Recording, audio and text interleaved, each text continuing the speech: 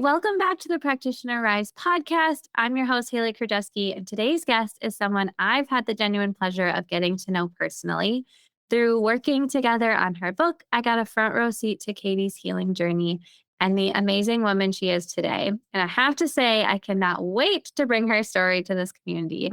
So, Katy Anderegg is a certified Master Reiki Practitioner, author, and energy tutor based right here in the Chippewa Falls community. So, through her practice, intuitive healing, she offers Reiki for both people and animals, in person and virtual, which is amazing, and energy tutoring for those seeking a deeper understanding of themselves, who they are, why they're here, and what might be holding them back from the life they actually want.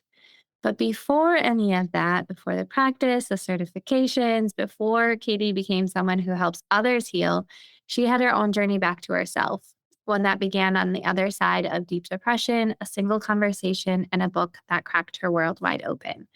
So if you've ever felt lost, stuck, or like the life you've been living doesn't quite fit, this one is for you. So Katy, welcome. I am so glad you're here and cannot wait to chat with you today.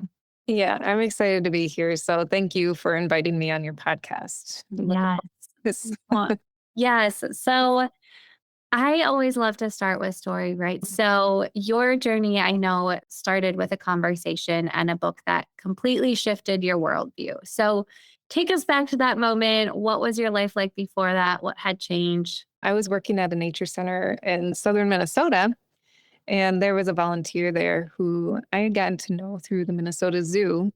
And we happened to meet up again at this nature center that I was working at. And he all of a sudden just one day was like, "Do you have an open mind?" And I was like, "Well, that's an interesting question." I'm like, Oh no, what are you going to ask me? yeah.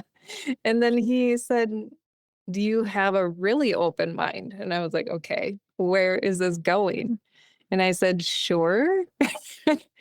And so he just wanted to introduce me to his book called The Bartholomew Effect: Awakening to Oneness. And I was like, I don't know what this is about, but he had wrote it, and when he feels compelled to share it, he shares it with somebody. And so he gave me a copy, and I thought, well, okay, I'll read it because I knew him and I wanted to be kind and read his book. Yeah.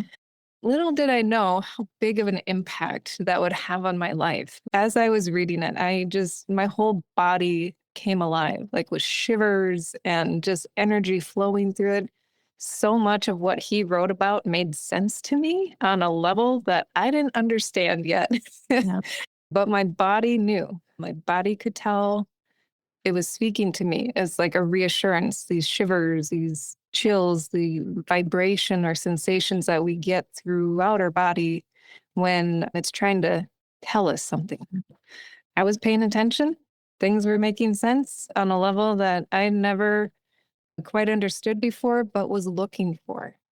I didn't know what I was searching for because I had this deep void within me, a void that was so unexplainable. It's just like a dark pit is the words I could put to it. I just felt lost in life. Prior to that conversation, I was depressed all the time. I put on a happy face because that's what we do. But most of the time, my energy was low. I was forcing things, pretty moody at times, would have outbursts and, you know, just uncomfortable situations happen, anger, frustration, those sorts of things. And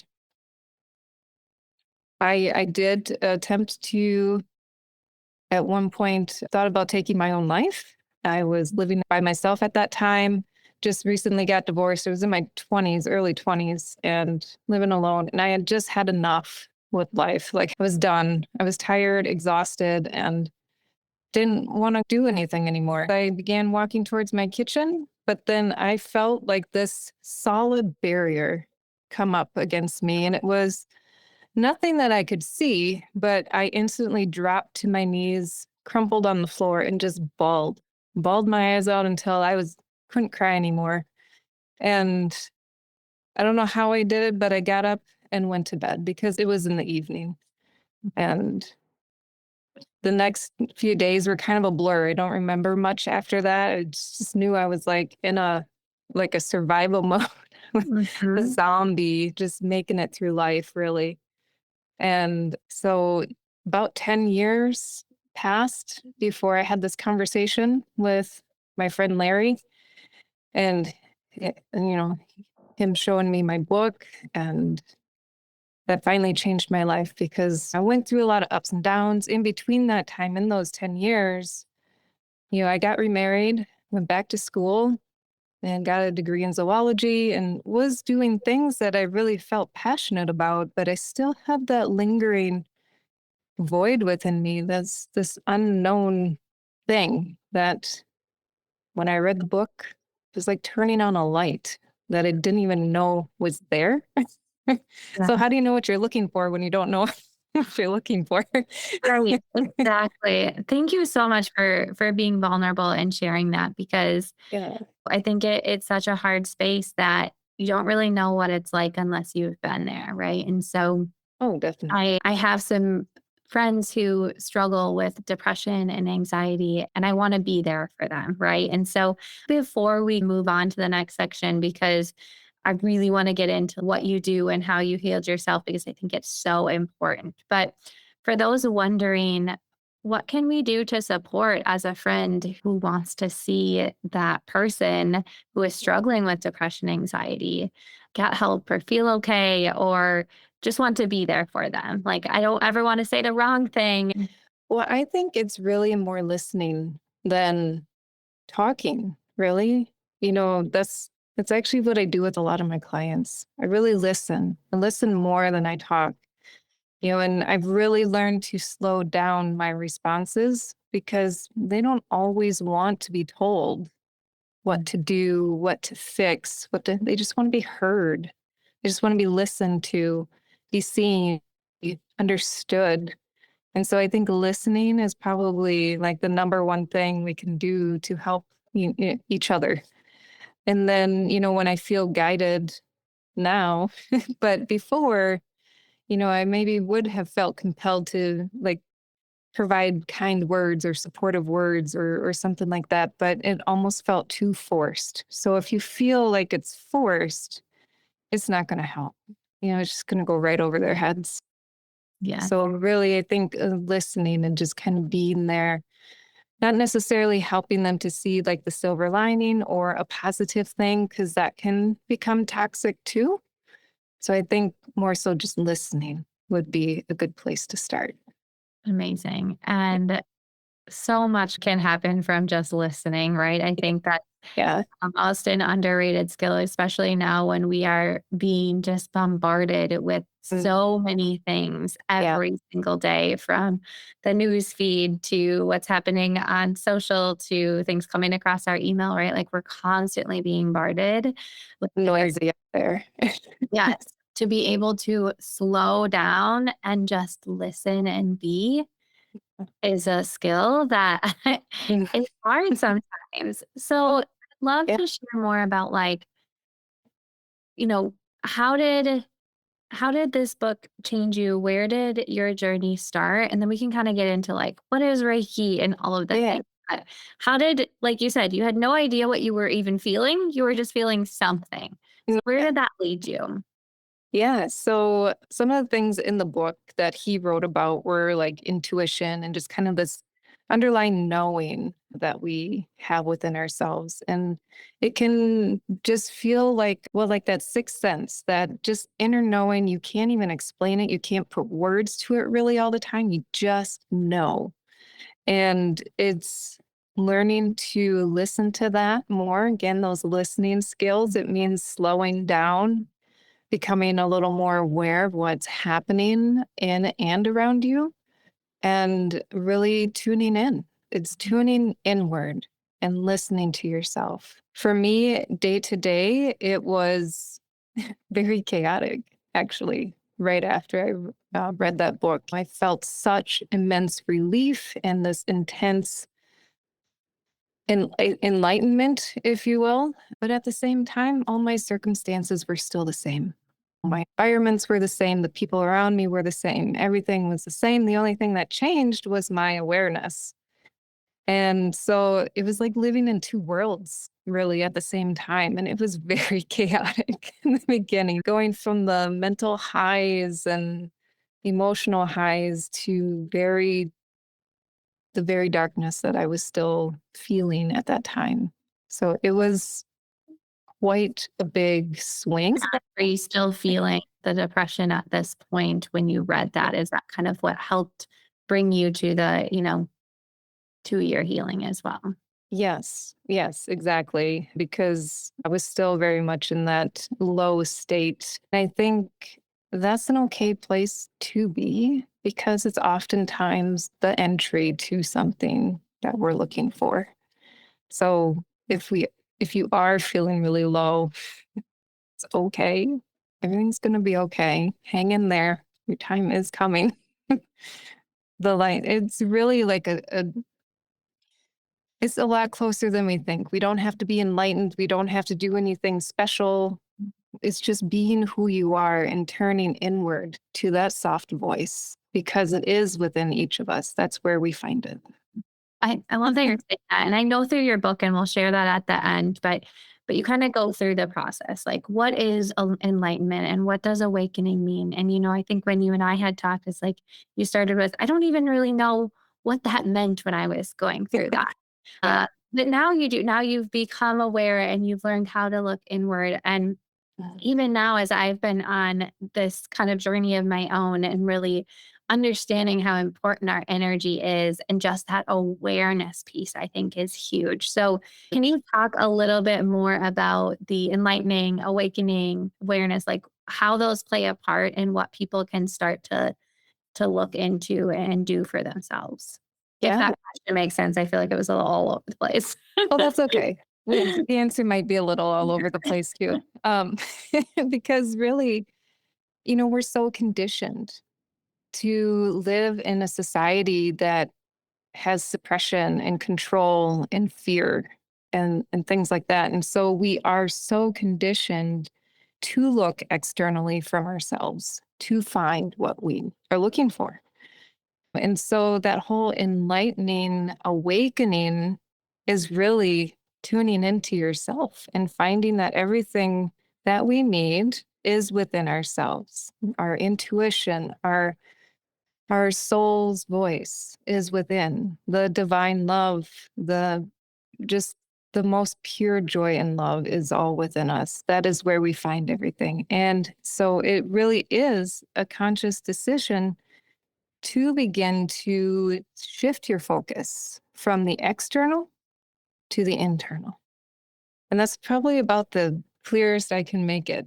It really is just like becoming aware of what you're paying attention to, because that is your energy. What you focus on is where your energy is going. So if you're distracted by all the chaos, the social media, the fear, everything else that's going on around us, it is a downer. I mean, unfortunately, just the way it is right now. It's heavy stuff, but we can choose to still be aware of what's going on without engaging.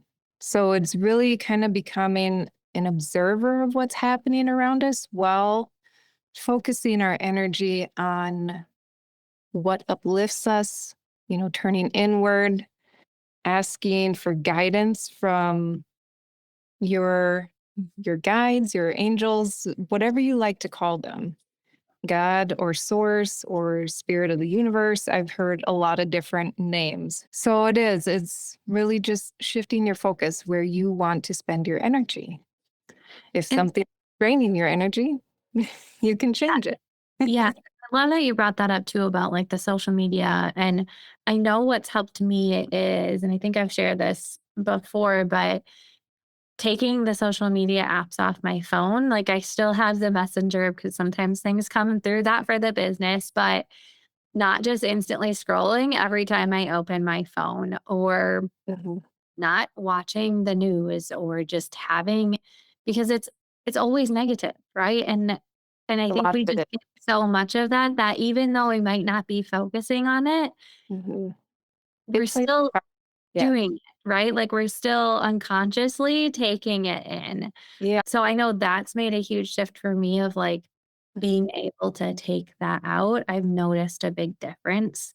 But for someone, like you say, looking inward, where would they start or how would you suggest someone start? Because they might be thinking like, well, how do I look inward? What do I do? Yeah. What do I ask myself? Yes. That could be helpful in just sharing like, how do I even start? Yeah. So a good way to start is actually placing a hand on your heart and then your other hand on your abdomen, your solar plexus, and beginning to just sit there and focus your attention where your hands are. Okay. So, where your hands are is a good place to focus. Okay. And then beginning to take slow breaths to slow down your nervous system because our nervous system and energy are probably haywire, like with all the noise that's going on around. So taking in slow, deep breaths for about 4 seconds and breathing out for about 6 seconds will really help your nervous system calm down.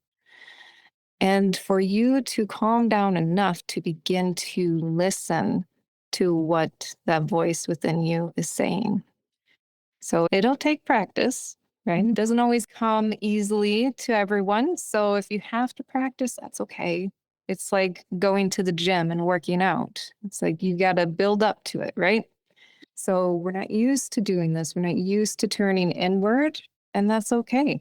But if you feel called to, and don't feel like you're restricted to doing this and only this, like if you feel you need to walk in nature or do a creative artistic thing or music thing to really kind of tune in, allow yourself to follow what you feel is calling you, because really that's the best way your intuition is speaking to you. So it's not only one way, there are many ways to get there, to listen to what is speaking to you from within.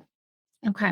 Thank you. I know that's really helpful sometimes just get, okay, this is awesome, but where to start? And I've Yeah. noticed that I have started to try doing some different meditations, and my kids probably get annoyed with me because I'm always like, in through your nose, out through your mouth. Yeah. Like Yep. they're just in like a panic state. Yeah. I'm constantly like, breathe, breathe. And they're just But like, "Can't do that, Mom." that breath is so important because that can really bring us back and Mhm. calm us down, especially in a fast-paced society.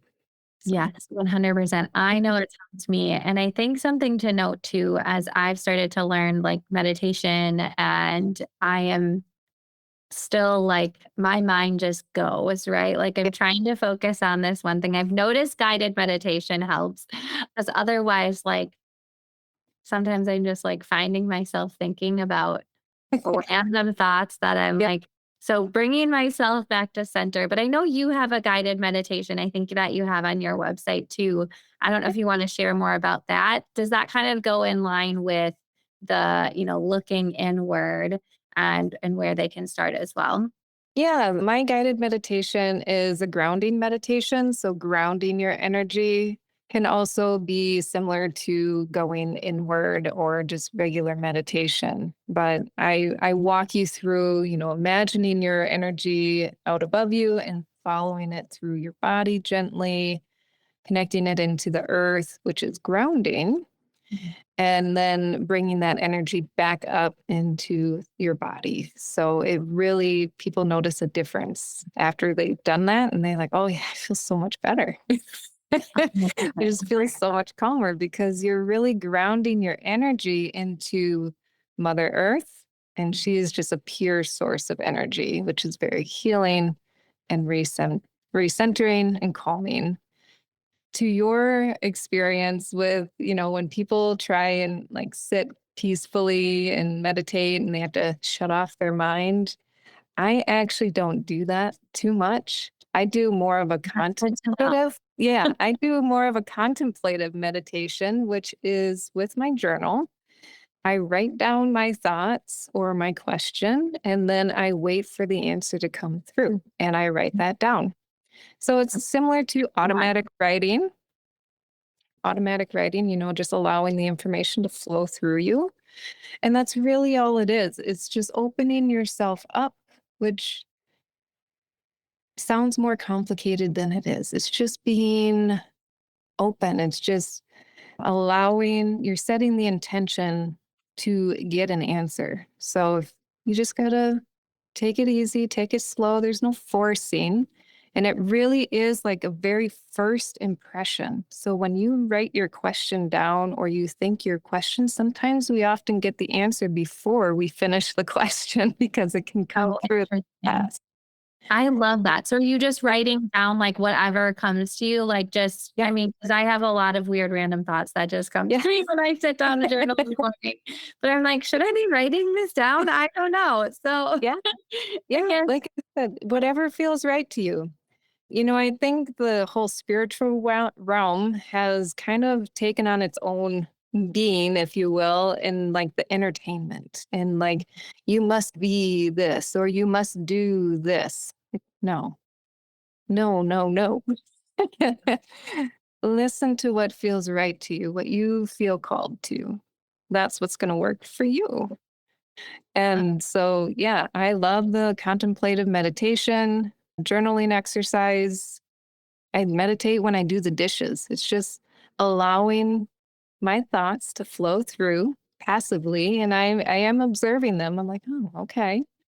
It might be having a conversation in your own head, but not in like a panicked, worried way. It's more in a observer mode of like, oh, well, that thought is interesting. so we talked about, having that awareness and how we're coming with these thoughts. But then when you observe that or you see that like, oh, that's negative or that, what do you do with that then? How do you Yeah. take it and maybe shift so that you can get back into that like peaceful state? Yeah. So when we tend to label things, right? We tend to label things as good, bad, negative, or whatever. But really, these thoughts that come through your head and that whole awareness piece, it's good to be aware of what thoughts are coming through your mind so that you can consciously change them if you want to. And it really does come down to that. It's being more in charge of what is going through your mind so that the noise settles down eventually. Yeah. It takes practice. Takes practice to become aware of what is going on through your mind because some of those narratives that are running through our mind are so automatic, they're on autopilot. It's when we come up to a situation and we just instantly like react before we really know what we're mentally reacting to. So it is slowing down, Mhm. becoming aware, paying attention to what is going on in our minds and seeing if it resonates or if it serves us anymore. And if it doesn't, it's okay to say, that doesn't work for me anymore. I'm done with it. And then you just consciously choose what you want to focus on. So it's not that you're like trying to force it out. You're just shifting your energy. You're making a conscious decision, an intentional one that Mhm. realigns you with what does serve you and what you do want to do, what you want to spend your energy on. Thank you. And I think, like you said, it's a practice, right? You have to have that, It and just like going to the gym, but over time you will see the changes of just Yeah. having that awareness and being able to choose what doesn't serve you anymore. Yeah. And that took me a long time to learn, from reading that book to getting to where I am now. It is like a daily choice, it's a daily practice. And it's not to say that you have to drastically change all your decisions in one day. Yes, we know that It's, doesn't work. no, no, but if you keep choosing what you want, you're gonna get there. Yeah. So I think that brings me back to, we talked about, reading this book and it brought you to change your life. And we've talked about some of these things that people can do if they're in that state right now. But let's talk about Reiki because, Yeah. I think you have such an incredible way of helping people to heal and get back to the state of peace. And you do that a lot through Reiki and energy tutoring. So, for someone who's never experienced it before and isn't even sure what it might be, how do you explain it in a way that makes it feel accessible? Or even if you have some examples of like why people come to you, what it is that Yeah. their transformation. Yeah. So Reiki, just to start off, the word Reiki is Japanese word for universal life energy. And that universal life energy is what animates us, right? It's the energy we've been talking about up until now. And Reiki is that divine energy connected to source, God, creator, whatever you want to call it. It is the true essence of who we all are because we're an extension of that energy. It's coming back and remembering that. So it's not that you don't know. It's just we've been conditioned in life and gone through so many experiences and traumas and fears and suppression and stuff like that, that we have forgotten what we are, who we are. And so, really, our life is just kind of a realignment of remembering. And that's what Reiki does. Reiki is a hands on modality where I, the practitioner, just really focus on that energy and allow it to flow through me into the client through my hands. And so my hands do heat up. Clients can tell that the energy is flowing. They can often feel it in their own body through either warm or cool sensations, a tingling, vibration. They may or may not see colors or hear things, feel things. And they've experienced a wide range of things. People find it very calming and relaxing, restorative. And it really, I just listen in.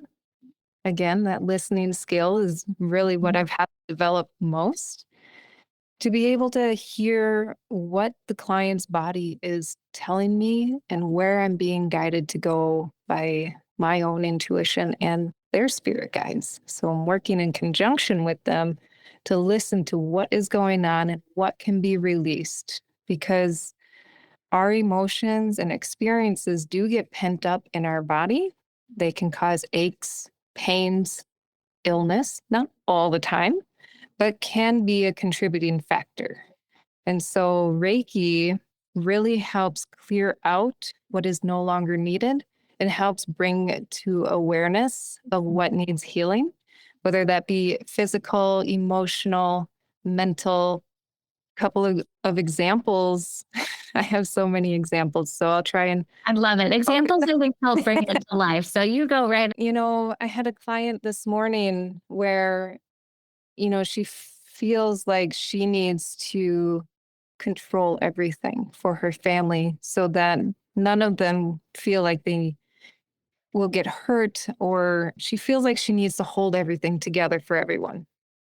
And, that was really in her body, and her nervous system was really giving off like a fight vibration. And so I talked her through that. I was giving her the messages that she needed to hear to be able to begin to release that tension within herself. And again, it was just more of like guidance. And you don't need to hold space for everyone because other people need to experience what they need to experience in order for them to grow. And so when we release holding on the baggage of others, because we all should hold our own energy if we're stable and healthy. We don't need to take on other people's. Yeah. So, but it's a work in progress, right? Yes. Another example was she had painful feet, which she was holding on to some of her father's energy in her body, which led to gout. And one of the messages that came through that I had to deliver carefully was to say to her, the message that's coming through is that you don't need to take a medication anymore in relation to the gout. But I'm not a doctor, so see if that sits with you. And so I am told specific things that I'm meant to give to them, but it's her choice whether she wants to listen to that or not, whether it makes sense to her or not. So. Yeah. And with that, that just reminded me, I had someone else who doesn't do Reiki, but she does a lot of like energy and healing, and it was the same thing. She actually developed gout, and she's a fairly healthy person. She's like, "What's going on?" And she ended up going to the doctor because it got so bad. And she goes, "But then I realized I had been holding all of this just like guilt." She was going to be going on a work trip for 2 weeks and had never been away from her daughter for that long. And it just had so much guilt that it caused this gout. And she like kind of she noticed it. I don't remember how she said she noticed it, but just the looking within, she does a lot of that. And Yeah. she goes, "I had a conversation with my daughter." And this was like the day she went to the doctor, they gave her this medication. She went home, had a conversation with her daughter, and her daughter's like, "Mom, I'm going to be fine. Actually, I'm excited. I get to do all these different things." And the next morning she woke up and the gout was gone. Yeah. It's like Yeah. she was able to let that go, let that Yeah. energy go, and it's so powerful, I think, when you hear stories like that of exactly what you're saying. It's hard to do it sometimes for ourselves because we can't see that. So when we can come to Yeah. someone like you who really can understand and get a read on it, it can help for so many different things. Yeah. So I do see people for all things mental, emotional, and physical. So I'm just seeing such a range. Each person is different in what they experience and what they come to me for. Another client I had today was just very open and just wanted to see how I do Reiki in my sessions. And I was like, okay, cool. And, she's just very open to learning about energy and Reiki herself. And she's just experiencing different practitioners because we all have a slightly different way of reading the energy and how it flows through. And so, which I find so beautiful. So, there's not any one practitioner that's better than the other or worse than the other. It's just we all have our own different ways of channeling this energy. And it's just such a beautiful thing and a beautiful experience. Like for this other client, I felt such heavy energy on her heart and solar plexus. They were like bridging each other, and it was related to her mom. And the word toxic came through. Well, there was a toxic energy coming from her mom, and that she was trying to control her daughter in, different ways, whether she knew it or not. But maybe we don't always know how we're projecting our energy onto others. We're not always aware of it, right? 100%. And like I think you said, even coming to see someone like you just bring that awareness to it. Yeah.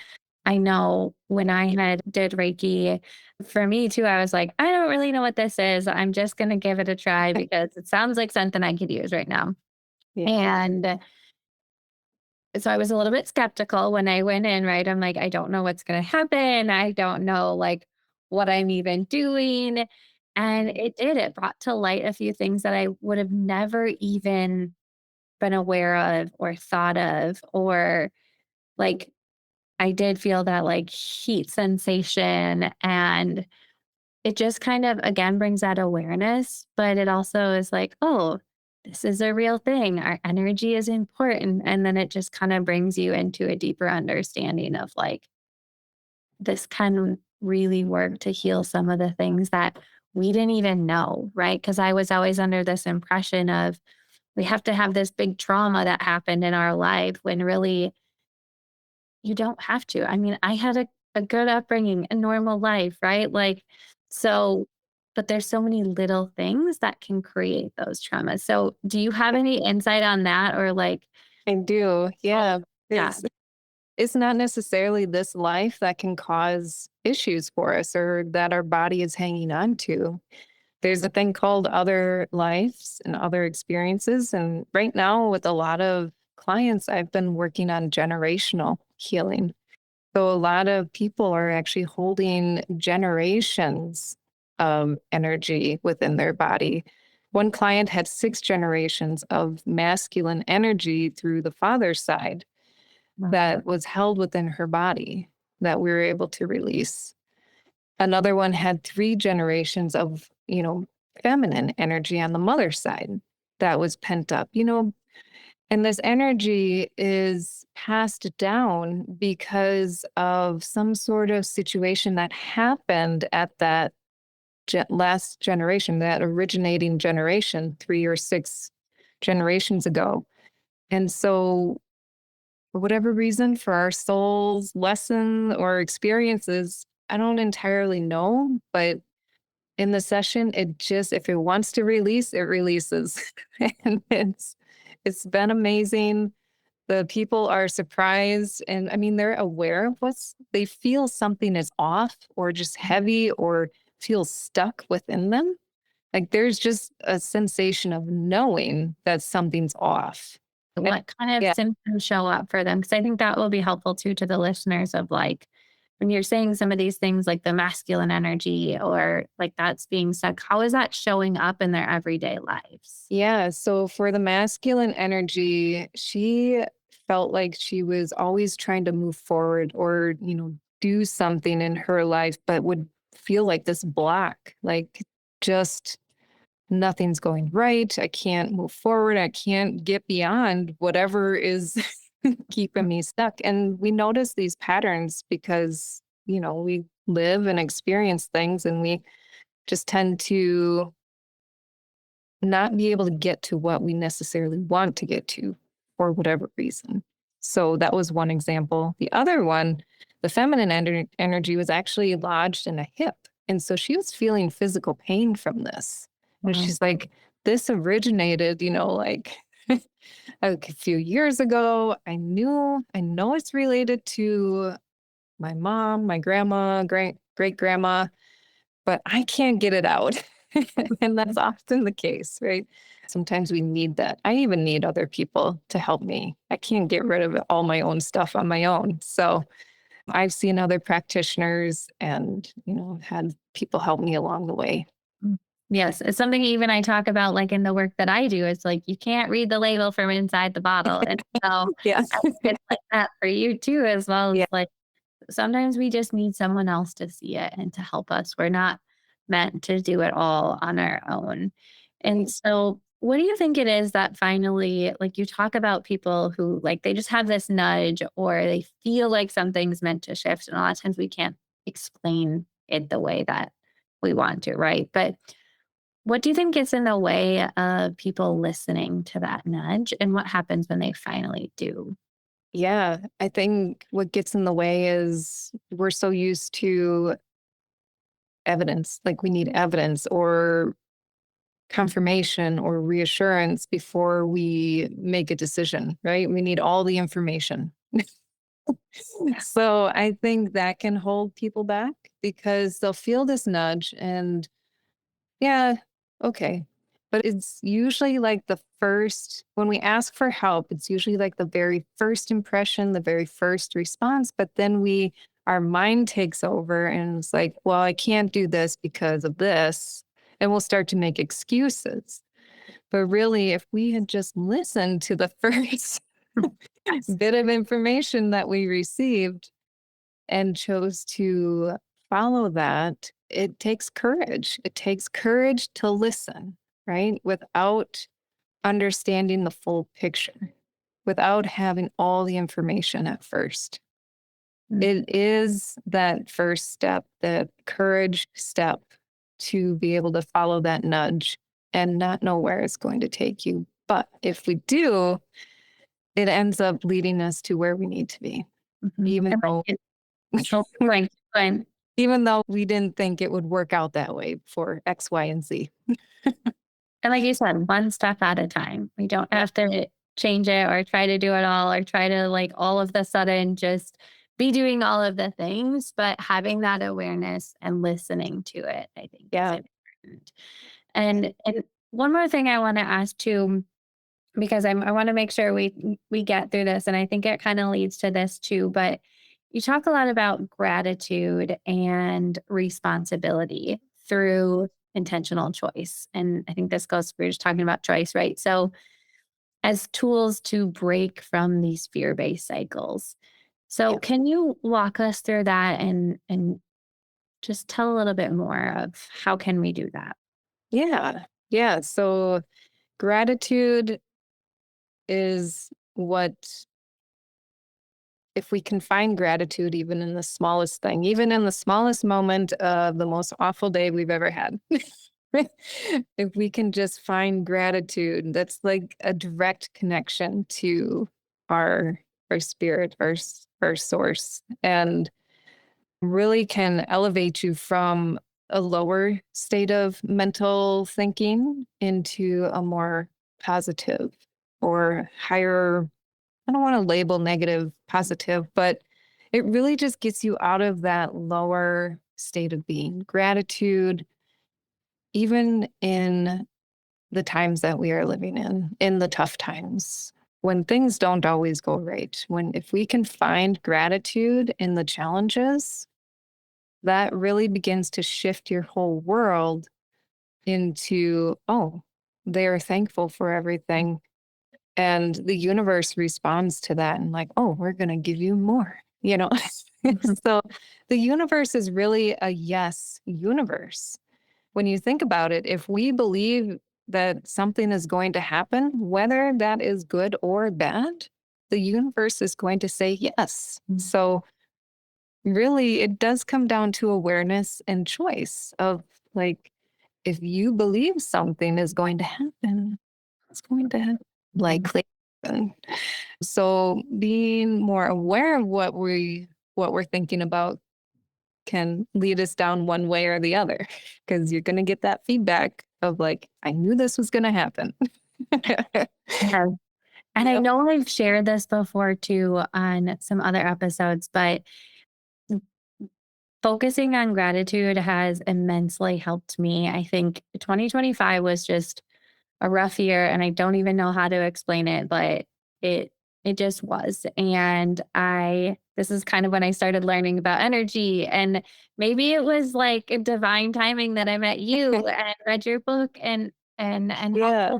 and all of the things, but I started journaling, and for journaling, for me it was literally just writing down every morning what I'm grateful for. Like super quick, easy, because with 4 kids, a morning routine was just like not something I ever had space, and probably just my like type B personality. I don't know. But writing down what I was grateful for right away just I think helped shift, I don't know, my mindset, my energy, everything. And I've noticed, and I started just for having that awareness. And now, in the last couple of weeks, like we went to Mexico for a friend's wedding, which was amazing. And then we came back and my son went into the hospital, and I like got out of this routine.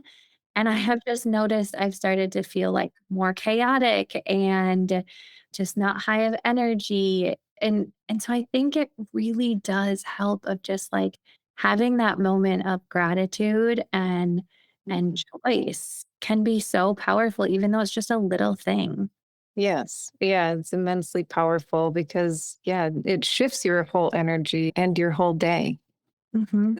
Yeah, it really can have a big influence. And, with that being responsible for our energy, again, just kind of piggybacks on all the things that we've been talking about, being responsible for where we're shifting and focusing our energy, how we're projecting our energy onto others or not, can really have a big influence and impact on everything around us. So you don't have to react to everything, even though there are negative things happening. You don't have to provide an opinion or even respond to everything that's going on. Really choose, really be responsible for how you want to live your day, because it is your choice. It's your day. You spend your energy and how you want, you know. Yeah. And I know sometimes we just have to do certain things that really don't bring the best out in us, maybe because we've been stuck in it for so long and we built up some emotions and thoughts about it.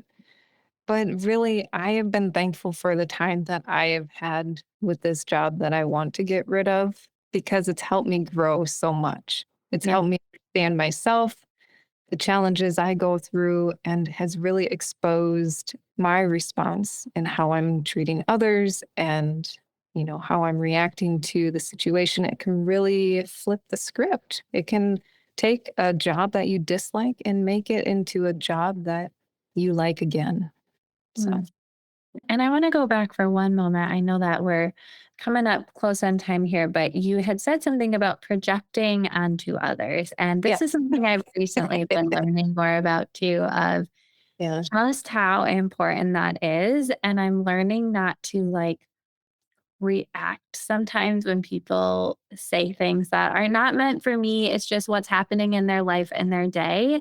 And it's also made a shift of I get to just move on and choose how I'm going to react to it. So, can you just share a little bit more about what you mean by projecting onto others or when others are projecting onto you and how you can not let that maybe affect you as much?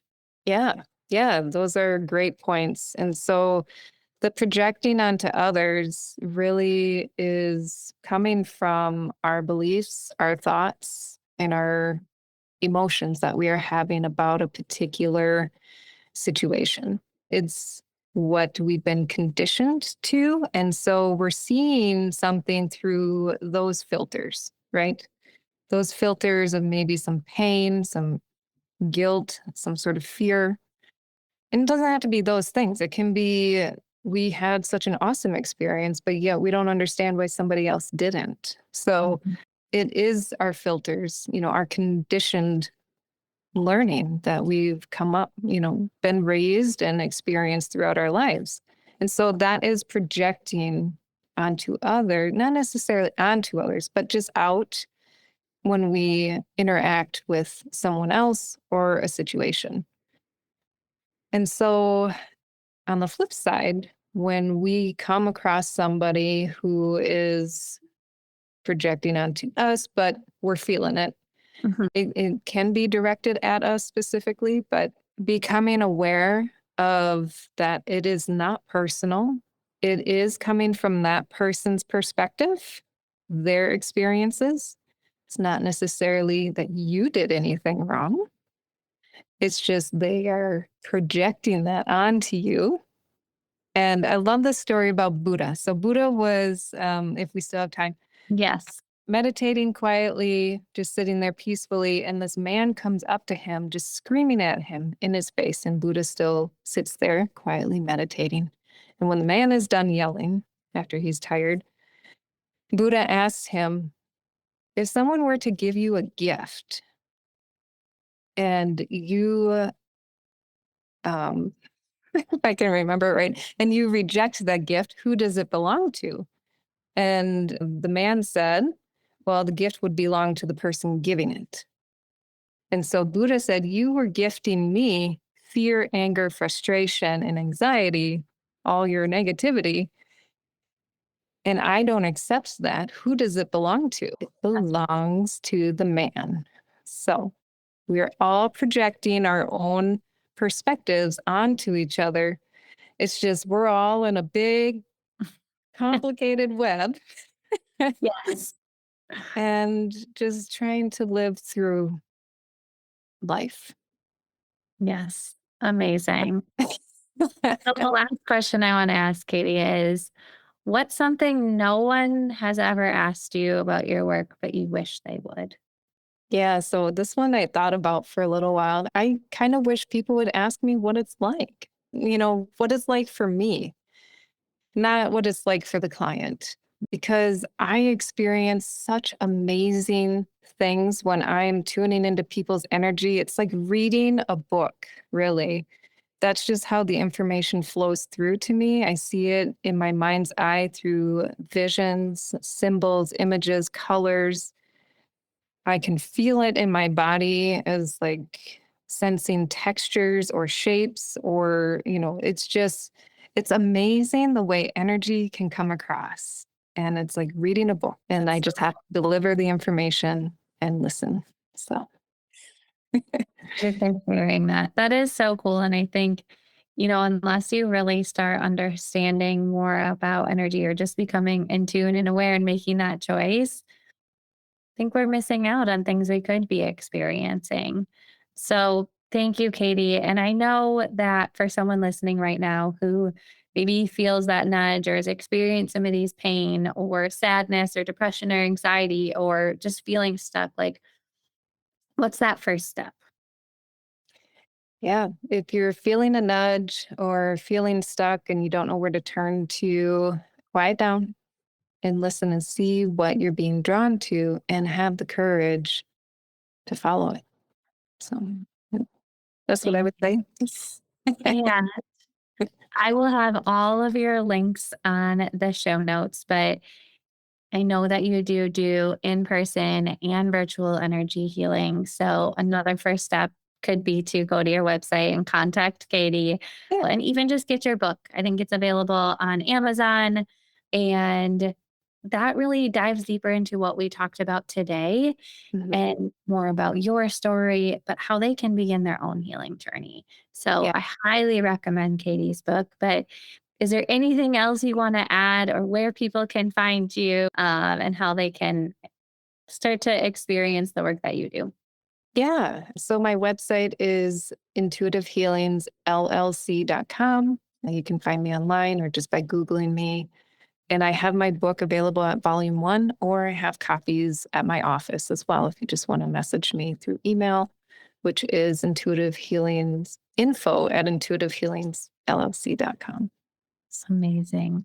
Well, thank you for being here today, Katie. I really appreciate it. And I always enjoy talking to you.